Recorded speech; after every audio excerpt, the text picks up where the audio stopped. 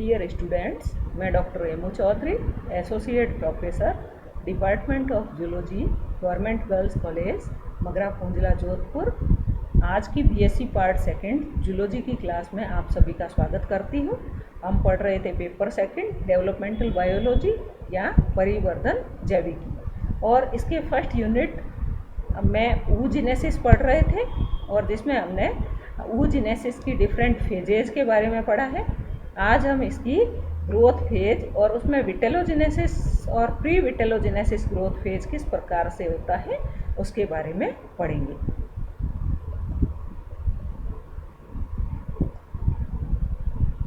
The process of growth phase of oogenesis, oogenesis की जो growth phase है वो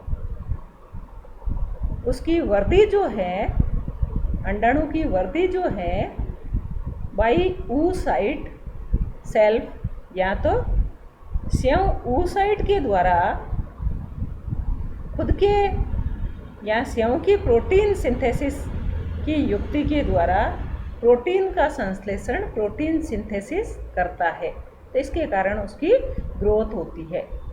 सेकंड है फ्यूजन ऑफ oocytes, जैसे हाइड्रा और ट्यूबुलेरिया में कई सारे oocyte आपस में मिल जाते हैं और वे आपस में फ्यूज हो जाते हैं, तो इसके कारण oocyte का आकार बड़ा हो जाता है और एक केंद्रक को छोड़ करके शेष सभी केंद्रक नष्ट हो जाते हैं। थर्ड है बाई नर्व सेल्स या सहायक कोशिकाओं के द्वारा, पॉलीकीटा से लेकर के मैमल्स तक oocyte की ग्रोथ इसी विधि के द्वारा होती है, यानी कि नर्व सेल्स के द्वारा होती है। ये नर्व सेल्स जो है या सहायक कोशिकाएं जो है या फॉलिकल सेल्स के रूप में पाई जाती है। नर्व सेल्स पुटकीय कोशिकाओं के रूप में पाई जाती है।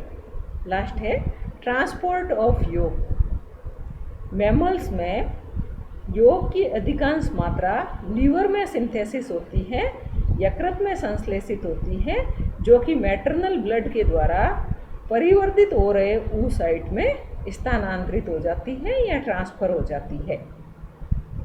नेक्स्ट है पीरियड ऑफ ग्रोथ, यानी वृद्धि का समय।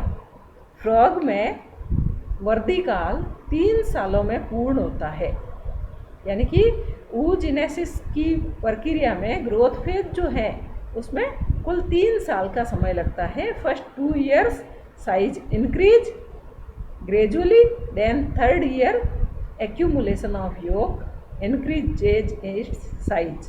तो पहले 2 सालों में तो वृद्धि धीरे धीरे होती है, लेकिन तीसरे साल में क्योंकि इसमें योग का संग्रहण शुरू हो जाता है, इसके कारण इसकी वृद्धि तेजी से होती है। मनुष्य में 12 से 13 साल का समय इसमें लगता है। इसी प्रकार से राना पाइपियंस में देखें तो उसमें भी 3 वर्ष का समय लगता है, जैसा कि यहाँ पे फ्रॉग का बताया था अभी। मुर्गी में अंडाणु को परिपक्व होने में, ये ग्रोथ का है, परिपक्व होने में चिक में 6 to 14 डेज लगते हैं।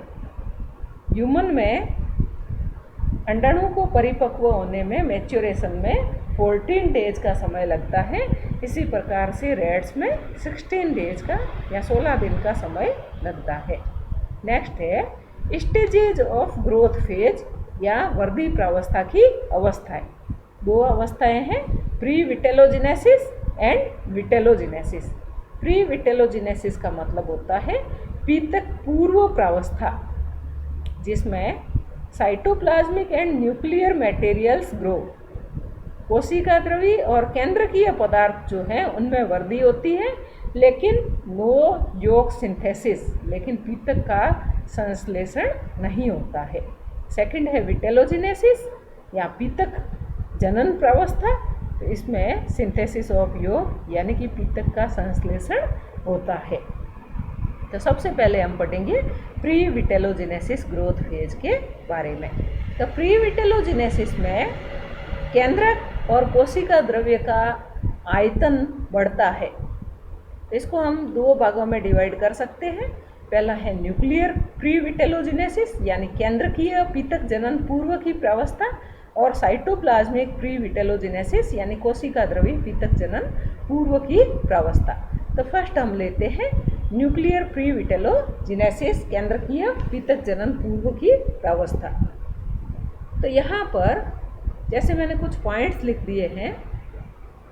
तो सबसे पहले है कि ग्रोथ फेज में प्राइमरी oocyte का केंद्रक आकार में बड़ा हो जाता है और इस बड़े आकार के केंद्रक को जर्मिनल वेसिकल कहते हैं। इसी समय होमोलोगस क्रोमोसोम्स जो हैं वो पेयर्स फॉर्मेशन करते हैं या युग्मों का निर्माण करते हैं और केंद्रक अर्धसूत्री विभाजन की प्रोफेज फर्स्ट में प्रवेश करता है और डिप्लोटीन अवस्था के बाद में विभाजन रुक जाता है। यानी कि फर्स्ट टाइम यहाँ पर कोशिका द्रव्य विभाजन जो है वो प्रोफेज फर्स्ट की डिप्लोटीन में आकर के रुक जाता है। अतिपीत की अंडों में गुणसूत्र की न्यूक्लियोसोम्स इकाइयाँ खुल जाती हैं और लैंप ब्रश क्रोमोसोम का निर्माण होता है। गुणसूत्र के लूप में डीएनए रेप्लिकेशन के द्वारा एमआरएनए का फॉर्मेशन होता है और ये एमआरएनए कोशिका द्रव्य में चले जाते हैं तथा प्रोटीन संश्लेषण में मदद करते हैं या प्रोटीन संश्लेषण करते हैं। इस बनने वाले एमआरएनए में से 10% जो मात्रा है वो इनफॉर्मोसोम्स के रूप में संचित हो जाती है और यह इनफॉर्मोसोम्स जो हैं वो विदलन प्रावस्थाओं में जब डीएनए सेओं के डुप्लीकेशन में बिजी होता है तब यह एमआरएनए कोशिका द्रव्य में जाकर के प्रोटीन सिंथेसिस का कार्य करता है, क्योंकि उस वक्त एमआरएनए के द्वारा डीआरएनए का जो है एमआरएनए का संश्लेषण नहीं होता है। इसके कारण इनफॉर्मोसोम्स के रूप में संचित एमआरएनए कोशिका द्रव्य में जाकर के प्रोटीन का सिंथेसिस करता है। लास्ट है इसमें न्यूक्लियोलस में जीन एम्प्लीफिकेशन यानी केंद्रीय कणों में जीनों का आवर्धन। प्रति अगुणित गुणसूत्रों के समुच्चय के एक केंद्रिका कोशिका में पाई जाती है, यानी कि प्रत्येक एप्लॉइड सेट ऑफ क्रोमोसोम्स एक न्यूक्लियोलस उपस्थित होती है। एम्फीबियंस में अंड कोशिका में केंद्रक झिल्ली के नीचे परिधि की तरफ कई केंद्रिकाएं उपस्थित होती हैं। जैसे यहाँ मैंने लिखा है ट्राइट्यूरस में 600 केंद्रिकाएं, साइरेडोन में 1000 केंद्रिकाएं और जीनोपस लेविस में 1200 केंद्रिकाएं उपस्थित होती हैं। ये जीन की संख्या में बढ़ोतरी व उनके द्वारा आरएनए की अधिक मात्रा में संश्लेषण के कारण उत्पन्न होती है और बिना समसूत्री विभाजन के जीन की संख्या में वृद्धि को जीन एम्प्लीफिकेशन कहते हैं। यहाँ पर समसूत्री विभाजन या माइटोसिस तो होता ही नहीं है, लेकिन जीन की संख्या में वृद्धि हो जाती है जिसको कि जीन एम्प्लीफिकेशन कहते हैं और उसके कारण यहाँ पर केंद्रिकाएं या न्यूक्लियोलस का फॉर्मेशन होता है। आरएनए राइबोसोम संश्लेषण जो विदलन के समय प्रोटीन संश्लेषण का कार्य करता है। नेक्स्ट है साइटोप्लाज्मिक प्रीविटेलोजेनेसिस यानी कोशिका द्रवी पीतक जनन पूर्व प्रावस्था। इसको भी मैंने 3 पॉइंट्स में बांटा है। तो कोशिका द्रव में पाए जाने वाले कोशिकांग mitochondria, endoplasmic reticulum and Golgi body में कुछ चेंजेज होते हैं। फर्स्ट है माइटोकॉन्ड्रिया। तो माइटोकॉन्ड्रिया जो है उसमें ऑक्सीकारक एंजाइम की मात्रा शुरुआत में तो कम होती है, लेकिन ग्रोथ फेज के दौरान माइटोकॉन्ड्रिया की संख्या बढ़ जाती है। अतः इस समय बाह्य केंद्रकीय डीएनए अथवा माइटोकॉन्ड्रियल डीएनए अथवा कोशिका द्रवी डीएनए की मात्रा केंद्रकीय डीएनए से अधिक होती है। एम्फीबियंस और बर्ड्स में ये समूह में एकत्र होते हैं जिनको माइटोकॉन्ड्रियल क्लाउड्स कहते हैं। तो माइटोकॉन्ड्रियल क्लाउड्स क्या है? यह एम्फीबियंस और बर्ड्स में माइटोकॉन्ड्रिया जो है वो समूह में एकत्रित हो जाते हैं जिनको माइटोकॉन्ड्रियल क्लाउड्स कहते हैं। सेकंड है एंडोप्लाज्मिक रेटिकुलम, अंतःद्रवी जालिका। शुरुआत में बनने वाली एंडोप्लाज्मिक रेटिकुलम जो है वो छोटी वेसिकल्स के रूप में पाई जाती हैं, लेकिन जो oocyte जिसमें ग्रोथ हो चुकी है उसमें यह एन्यूलेटेड लेमेली के रूप में पाई जाती है। चपटे आसियों का निर्माण केंद्रक झिल्ली से मुकुलन के द्वारा होता है। नेक्स्ट है गोल्जी बॉडी। शुरुआत के oocyte में गोल्जी बॉडी सेंट्रोसोम के निकट पाया जाता है और मेच्योर oocyte में इसकी स्थिति कॉर्टेक्स के नीचे होती है या वल्कुट के नीचे होती है। गोल्जी बॉडी से कॉर्टिकल ग्रेन्यूल्स का फॉर्मेशन होता है और कॉर्टिकल ग्रेन्यूल्स यूनिट मेम्ब्रेन से आबद्ध रहती है। इसमें एसिड म्यूकोपॉलीसेकेराइड भरा होता है और कॉर्टिकल कणिका निषेचन के समय निषेचन झिल्ली या फर्टिलाइजेशन मेम्ब्रेन के निर्माण में सहायक होती है। ये कणिकाएं गोल्जी बॉडी के द्वारा उत्पन्न होती हैं और परिधि की तरफ प्रवास करके प्लाज्मा झिल्ली के नीचे स्थापित हो जाती हैं। अधिकांश कॉर्टिकल कणिकाएं समांगी होती हैं, लेकिन सी अर्चिन में इनकी रचना काफ़ी जटिल होती है। तो कॉर्टिकल ग्रेन्यूल्स जो कि फर्टिलाइजेशन के तुरंत बाद में सक्रिय होकर के फर्टिलाइजेशन मेम्ब्रेन का फॉर्मेशन करती हैं और इसका उदाहरण है रेप्टाइल्स, एवीज एंड मैमल्स। इनमें यह एब्सेंट होती है और इसके अलावा बाकी जीवों में यह उपस्थित होती है या प्रेजेंट होती है। नेक्स्ट है विटेलोजेनेसिस ग्रोथ फेज या पीतक जनन प्रावस्था। इस वक्त पीतक का संश्लेषण और संग्रहण दोनों होते हैं।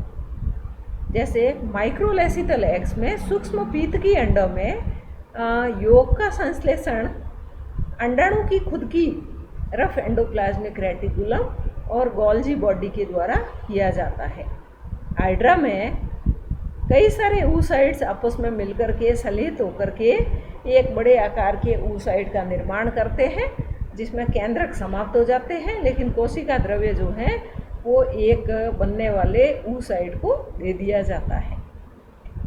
नेक्स्ट है इंसेक्ट्स। इंसेक्ट्स में नर्व सेल्स पाई जाती हैं, सहायक कोशिकाएं पाई जाती हैं जो कि अंडाणु के साथ में किस प्रकार से जुड़ी है, तो इसके आधार पर दो प्रकार की कॉम्बिनेशंस पाए जाते हैं, कनेक्शंस पाए जाते हैं।